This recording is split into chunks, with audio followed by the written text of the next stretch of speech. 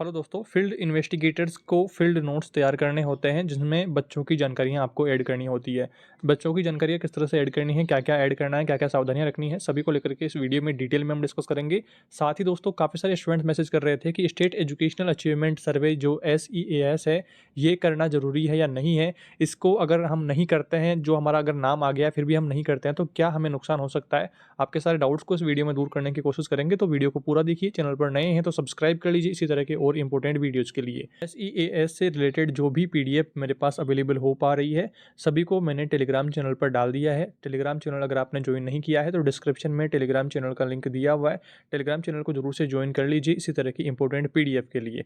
आगे दोस्तों बढ़ते हैं और यहाँ पर बात करते हैं फील्ड नोट्स की। तो यहाँ पर आप देख रहे हैं जो पहला पेज है फील्ड नोट्स का, इसमें आपको जो डिटेल्स डालनी है वो डालनी है। सर्वेक्षण की डेट डालनी है 3 नवंबर, वो डालनी है आपको। कौन सी क्लास के लिए आप पहले नोट्स तैयार कर रहे हैं वो डालना है आपको। और यहाँ पर सेकंड नंबर पर स्कूल का UDICI ये कोड डालना है। और उसके बाद में विद्यालय का नाम डालना है, राज्य का नाम, जिला का नाम, प्रखंड नाम, विद्यालय का एरिया कोड, ग्रामीण या फिर शहरी है वो डालना है। क्या यह एक प्रतिस्थापन रिप्लेसमेंट स्कूल है, यदि हाँ तो प्रतिस्थापन का कारण क्या है। या नवा बिंदु देखिए, कक्षा, सेक्शन तथा माध्यम जिससे टेस्ट संचालित हुआ है, सैंपल लिस्ट के अनुसार माध्यम का कोड लिखिए। तो कोई ज़्यादा हार्ड काम नहीं है, आसानी से आप इनको फिल कर पाएंगे। प्रधान शिक्षक या प्रधानाचार्य का नाम आपको लिखना है 10वें ऑप्शन में। और इसके बाद में 11वां ऑप्शन है कि यदि कक्षा में सिर्फ एक ही सेक्शन है तो फिर आपको 3 बिंदु ध्यान रखने हैं। कक्षा में नामांकित विद्यार्थियों की संख्या डालनी है, कक्षा में अनुपस्थित विद्यार्थियों की संख्या डालनी है, टेस्ट में शामिल हुए विद्यार्थी कौन कौन है उनकी संख्या डालनी है। दूसरा बिंदु है कि यदि कक्षा में एक से अधिक सेक्शन है तब आपको क्या क्या डालना है। देखिए, कक्षा के सेक्शनों की संख्या डालनी है, कौन कितने सेक्शन है वो डालना है।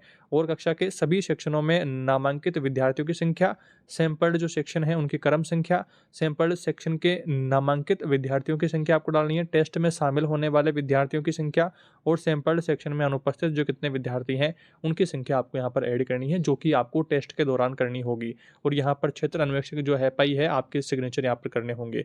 और इसके बाद में अंग्रेजी कैपिटल लेटर में अपना आपको नाम डालना है। अब देखिए, पिछले वीडियो में मैंने SES के आपको बताया था कि आपको कैपिटल लेटर और स्मॉल लेटर का आपको ध्यान रखना है। और बच्चों को भी जब आप OMR सीट फिल करवाएंगे तो उसमें ध्यान रखना है। तो इस तरह से कोष्टक में लिखा हुआ होगा कि अंग्रेजी के कैपिटल लेटर्स में नाम लिखें, तभी वहाँ पर कैपिटल में लिखना है। अदरवाइज आप अपने अकॉर्डिंग कैसे भी लिख सकते हैं, कोई भी दिक्कत नहीं है।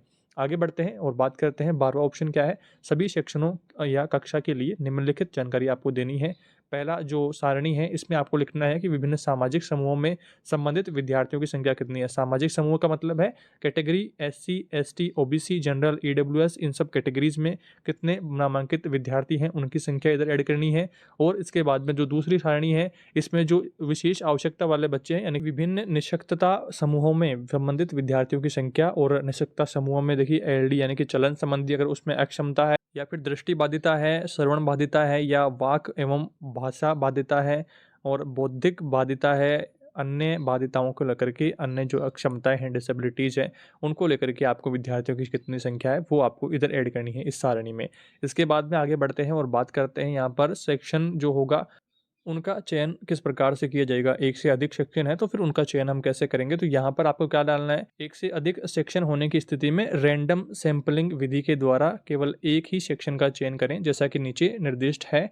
और इसमें आपको देखिए सारणी में आपको क्रम संख्या, सेक्शन का नाम, निर्देश का माध्यम, नामांकित विद्यार्थियों की संख्या, आकलन के दिन उपस्थित विद्यार्थियों की संख्या आपको डालनी है। चयनित जो सेक्शन है उस पर कृपया राइट का चिन्ह आपको लगा देना है। इस तरह से आपको यहाँ पर डिटेल नॉर्मल फिल करनी पड़ेगी। और इसके बाद में आपको यहाँ पर डालना है रैंडम संख्या कैसे प्राप्त करनी है। जो भी रैंडम बच्चा आप लेंगे या फिर रैंडम सेक्शन लेंगे उसके लिए आपको क्या करना होगा, विद्यालय का जो पिन कोड है उसको लिखना होगा। यहाँ पर रैंडम संख्या प्राप्त करने के लिए पिन कोड के एक एक अक्षर को जोड़ना है। यानी कि देखिए 110016 यहाँ पर पिन कोड है किसी विद्यालय का, उदाहरण के लिए मान लीजिए।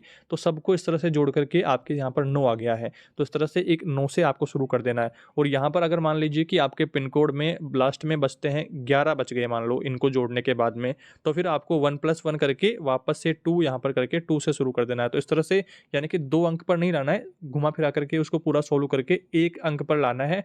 और फिर उसके बाद में वहाँ से जो कैलकुलेशन है वो स्टार्ट कर देनी है। इस तरह से आपको ध्यान रखना है। इसके बारे में ज़्यादा टेंशन वाली कोई बात नहीं है, स्कूल में भी आपको समझा दिया जाएगा और बता दिया जाएगा। कोई भी दिक्कत होती है तो आपको खुद से कुछ नहीं करना है, गलती नहीं करनी है, आपको टीचर से वहाँ पर पूछ लेना है, कोई भी आपको दिक्कत आती है तो।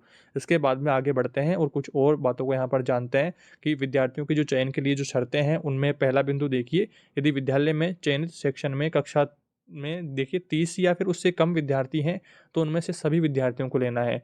और यदि सेक्शन में 30 से अधिक विद्यार्थी हैं, तो केवल 30 विद्यार्थियों का चयन आगे दी गई प्रक्रिया के अनुसार करना है। और वो कैसे चयन करना है, आइए उसके बारे में बात करते हैं। विद्यार्थियों के चयन की प्रक्रिया में आपको यहाँ पर देखिए, यहाँ पर ध्यान रखना है कि जो बच्चे हैं, मान लीजिए कि 58 बच्चे हैं, कुल नामांकन की संख्या 58 है उदाहरण के लिए मानिए, तो आपको क्या करना है, देखिए 30 बच्चे होते हैं तो उनका एक सेक्शन बनता है, ये आपको ध्यान रखना है। और यहाँ पर आप देखेंगे 30 में, देखिए 58 में 30 का भाग देंगे तो 1.93 आ रहा है, यानी कि 2 के लगभग बराबर आ रहा है, तो 2 तक इसको पूर्णांकित किया गया है, तो मानिए कि 2 सेक्शन यहाँ पर होंगे।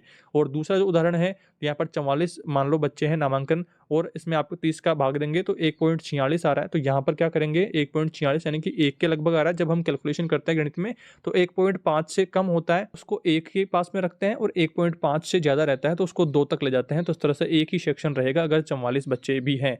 तो यहाँ पर एक सारणी के माध्यम से आप इसको और अच्छे से समझ सकते हैं। सारणी में दिया गया है कि 30 से 45 तक बच्चे हैं तो सैंपलिंग जो इंटरवल होगा तो उसमें एक ही सेक्शन बनेगा, और 46 से 75 है तो 2 सेक्शन बनेंगे, और 76 से 105 है तो 3 सेक्शन आप बना देंगे इसमें।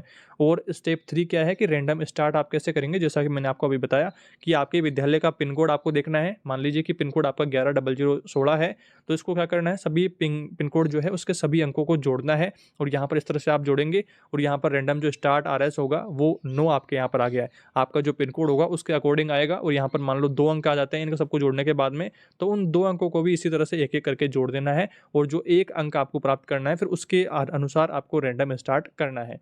इसके बाद में आगे बढ़ते हैं, और आगे आपके लिए कुछ जो ज़रूरी बातें हैं उनको यहाँ पर ध्यान रखना है। सीट 1 के बारे में काफ़ी सारे सवाल थे कि सीट 1 में आपको क्या-क्या डालना है। तो विद्यालय की जो उपस्थिति पंजी है उनके अनुसार सैंपल सेक्शन जो क्लास है उसके सभी विद्यार्थियों को सूचीबद्ध आपको करने के लिए सीट 1 का जो प्रयोग है वो करना होगा। यहाँ पर सभी बच्चों की डिटेल्स डालनी होगी। रोल नंबर आपको यहाँ पर डालना है, वर्ग क्रमांक और नेम ऑफ स्टूडेंट डालना है, जेंडर डालना है, और कैटेगरी डालनी है, कौन सी कैटेगरी से बिलोंग करता है, SC ST या फिर जनरल OBC, उन सब कैटेगरीज को आपको यहाँ पे लिखना है। CWSN यानी कि जो विशेष आवश्यकता वाले बच्चे हैं उनमें क्या क्या डिसेबिलिटीज़ हैं, किसी बच्चे में अगर कोई डिसेबिलिटी है तो वो यहाँ पर लिखनी है। और उसको लिखने के लिए आपको देखिए एक कोड ध्यान में रखना है, यानी कि शॉर्ट में लिखना है, पूरा नाम नहीं लिखना कि क्या डिसेबिलिटी है। यहाँ पर आप डिसेबिलिटीज नीचे यहाँ पर देख रहे हैं CWSN टाइप ऑफ डिसेबिलिटीज, जिसमें पहला है LD, और दूसरा है VI, और तीसरा है HI, और चौथा है S&LD, और पांचवा है ID, और छठा है जो अदर डिसेबिलिटीज़ है वो यहाँ पर है। तो ये जो 6 प्रकार की डिसेबिलिटीज़ हैं इनको आपको ध्यान रखना है। इनके बारे में मैंने पिछले के वीडियो में भी कंप्लीट डिटेल में बता दिया था। और यहाँ पर दोस्तों जाके अटेंडेंस, अब अगला ऑप्शन आता है अटेंडेंस में आपको क्या डालना है कि विद्यार्थी टेस्ट वाले दिन प्रेजेंट है या नहीं है वो डालना है यहाँ पर, और टेस्ट बुकलेट नंबर डालना है, अलॉटमेंट जो स्टूडेंट है उसकी ID यहाँ पर डालनी है। तो इस तरह से नॉर्मल डिटेल्स आपको डालनी है, ज़्यादा कोई हार्ड काम नहीं है। और जैसा कि मैंने आपको बताया, कोई भी आपको दिक्कत समस्या आती है तो स्कूल में टीचर से उनसे पूछ लेना है, और पूछ करके ही करना है। खुद का दिमाग नहीं दौड़ाना है। खुद से अगर आप गलती कर देंगे तो फिर करेक्शन के लिए काफ़ी दिक्कतें आपको होने वाली हैं। काफ़ी सावधानी से काम करना है, कोई भी गलती नहीं करनी है। और अब हम बात करते हैं SES करना ज़रूरी है या नहीं करना। अब SES में देखिए 3 प्रकार के कैंडिडेट्स हैं। एक तो जिन्होंने अपना फॉर्म फिल ही नहीं किया, जिनको इससे कोई लेना देना नहीं है, और दूसरे वो कैंडिडेट हैं जिन्होंने फॉर्म फिल किया बट उनका स्कूल अलॉट नहीं हुई उनको, या उनका नाम नहीं आया, तो ये भी बाहर हैं, इनको भी कोई लेना देना नहीं है, कोई भी प्रॉब्लम इनको नहीं है। टेस्ट आपका जिन विद्यार्थियों का हो रहा है उनको ही देना है, जिनका नाम नहीं आया है तो उनको इससे कोई भी परेशानी नहीं होने वाली है, आपके कोर्स पर कोई भी प्रभाव नहीं पड़ेगा। कई स्टूडेंट पूछ रहे थे कि हमारे DLED कोर्स पर इससे कोई इफेक्ट पड़ेगा क्या, तो इससे आपके कोर्स पर कोई इफेक्ट नहीं पड़ने वाला है। जो सिलेक्टेड स्टूडेंट्स हैं उनको सिर्फ करना है, एक्स्ट्रा एक्टिविटीज़ के तौर पर आप इसे मान सकते हैं।